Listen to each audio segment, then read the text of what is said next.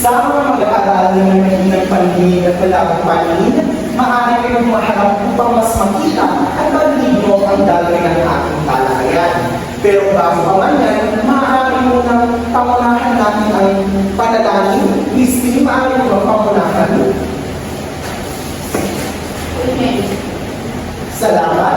Manatili mo lang nakatayo. Tignan o tuluin ang mga nakakalat sa ilalim ng inyong upuan. Kung ito'y malinis na, maaari na kayong umupo upang ihanda ang inyong mga sarili para sa bagong kaalaman at leksyon. Ngayon, magandang umaga mga anak. Kumusta naman kayo? Mahusay kong ganon. Dahil ngayon, tayo ay may bagong kaalaman ng ating lalakayin. Jenny, bilang kalihim sa ating klase, sino o meron bang lumipan? Wala po, sir. Mahusay kong ganon. Sa ating klase, mahalaga ang maayos na gabay at makabuluhang pagtatalakay. Ngayon, meron tayong itatag na alip na pamantayan. Ito ay ginamitan sa salita Dora. Christine, maaari mo bang basahin? D. Dumalo sa klase ng maaga. O. Oras na upang mag-read. R. Responsable magpala ng mga tungkulin at pagsaling alagaan ng gamit at kalinisan sa sinunan. Salamat. Aking babasahin ng D. D. Para sa dumalo sa klase ng maaga. O. Oras na upang makinig at responsable gampanan ang mga tungkulin. A. Alagaan ang gamit at kalinisan sa silid-aralan.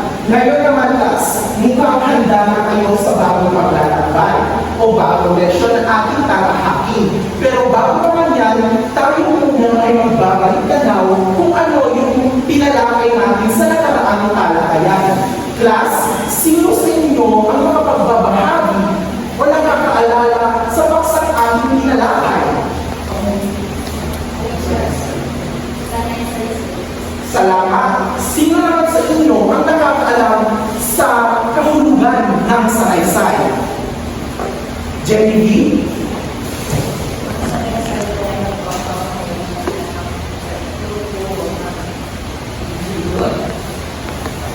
Tama.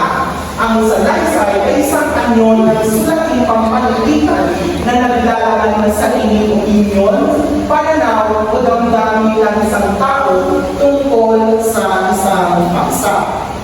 Ngayon, tayo ay maglalakbay naman.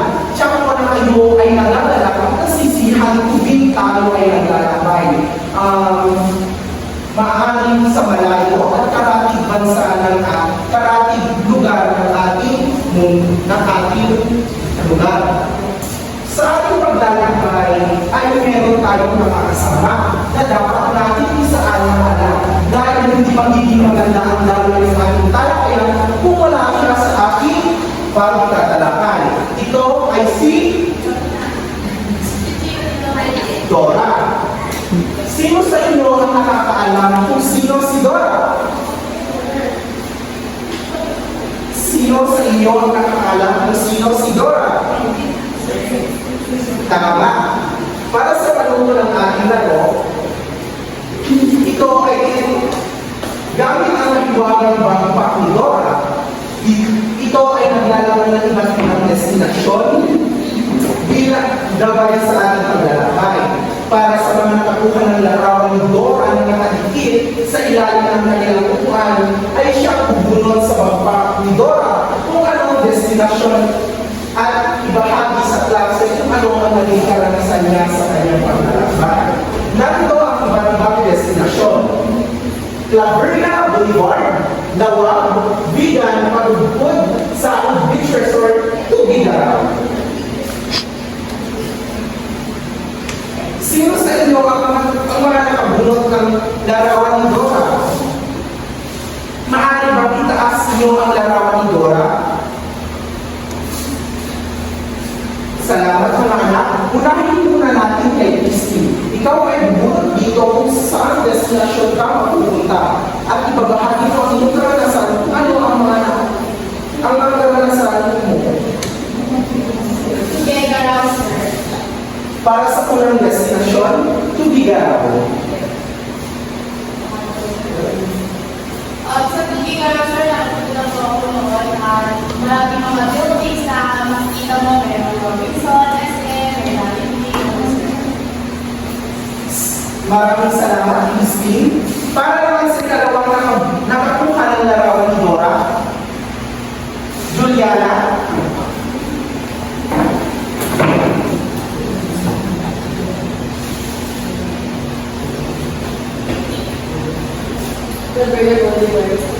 Mahusay.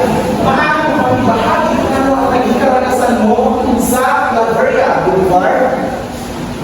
Ako talaga sa Claveria. Sa tuwing pumunta ako sa Claveria Boulevard, maraming nagtatambay, kumakain sa picnic, at nag-date, at pwede na rin bumili ng mga empanada, milk tea, at Mahusay. Napakaganda naman talaga sa Claveria Boulevard.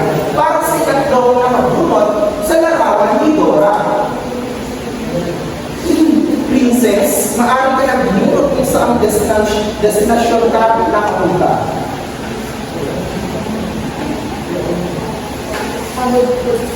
Maaari mo bang ibahagi sa klase kung ano ang naging karanasan mo sa lugar ng pagbubuo? napagod ko sir. Ang maganda yung tanawin na kung saan talagang kung saan na tumingin ay maliwalas. Maraming salamat. Ngayon, bago natin tuluyang simulan ang formal na talakayan, tayo naman o meron akong video na ihanda para mas maliwanagan. Maaari bang tignan o suriin ng mabuti dahil ito ay konektado sa magiging paksa natin sa araw na ito.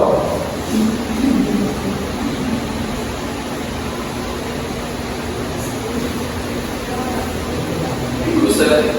Expired. Sir, stick to bigger. Ito ba?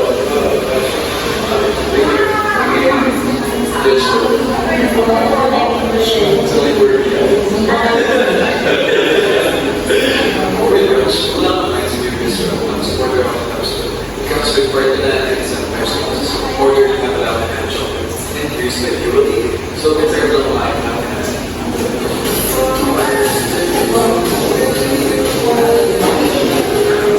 Tapos, documents to work on and then I started struggling.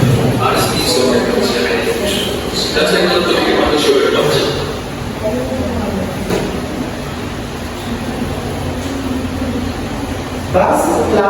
Base sa video ninyo na panood, meron ba kayong kaalaman tungkol sa magiging paksa natin sa araw na ito?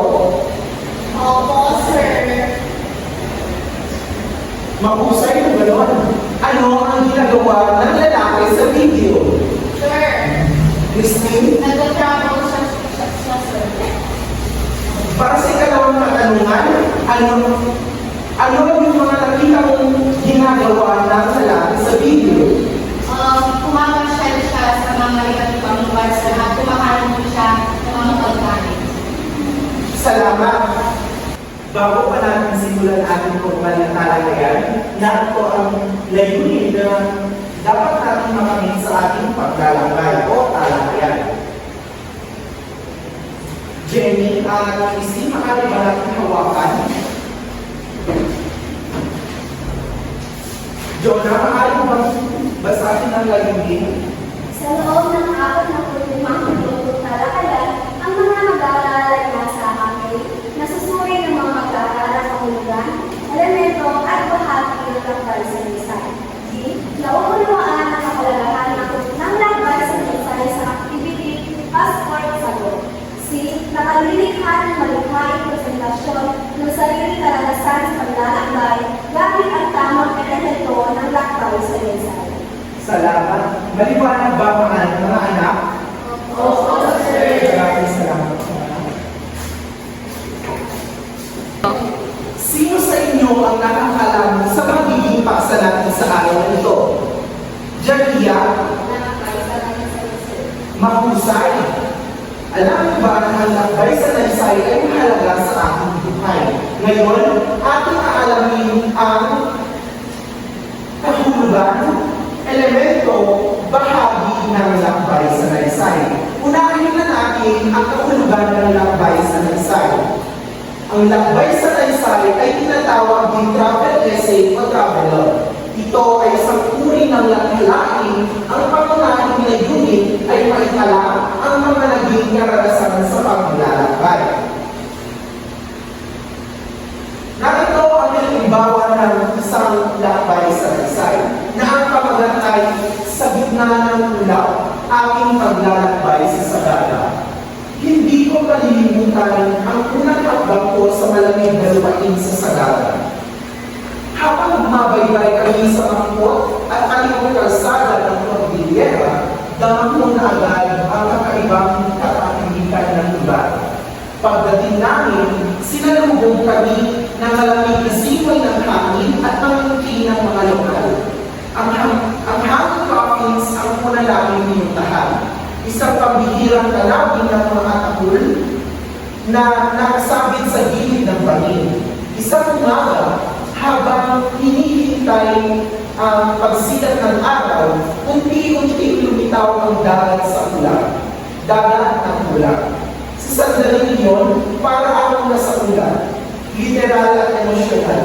Nakalimutan ko ang stress ng lusog. Doon ko naramdaman ang tunay na kapayapaan. Sa bawat hakbang ng aking lakbay sa laysay, may bagong kwento akong natuklasan. Hindi lamang tungkol sa lugar, kundi pati na rin sa aking sarili. Class, ano ang napapansin nyo sa halimbawa ng lakbay sa laysay? Jamia?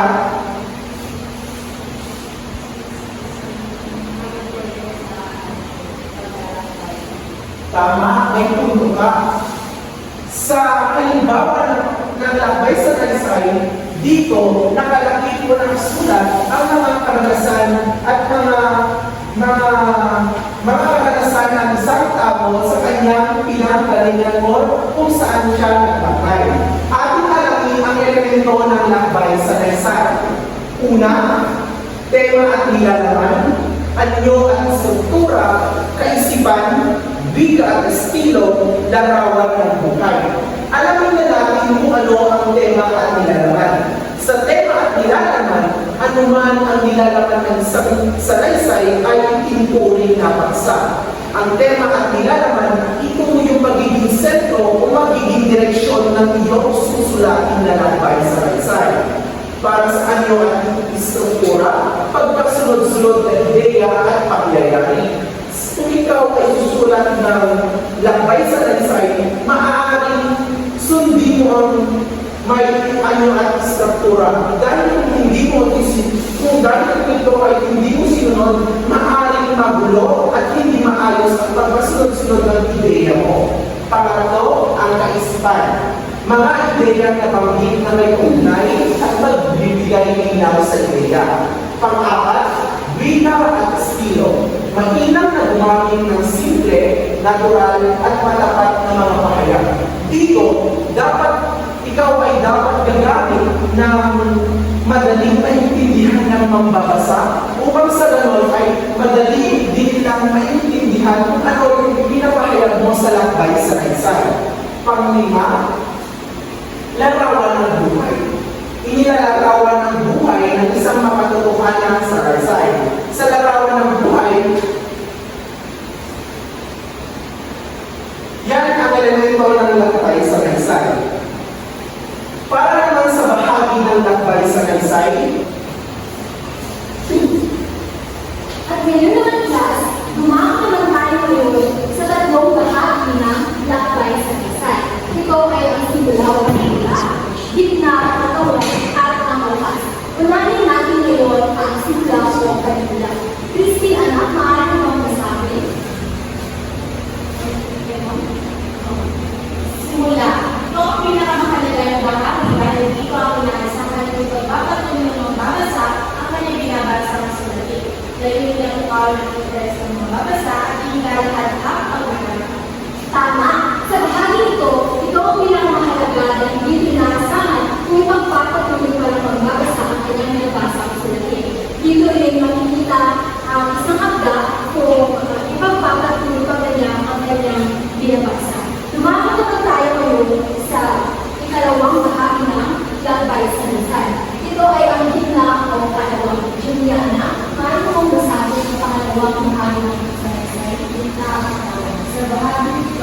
nababasa ang mga mahalagang punto sa Biblia ukol sa paksang pumili at isinulat ng mga kanta. Dito ay naglalawan ang mismong paglalakbay, nagdala ng din ng mga karanasan, mga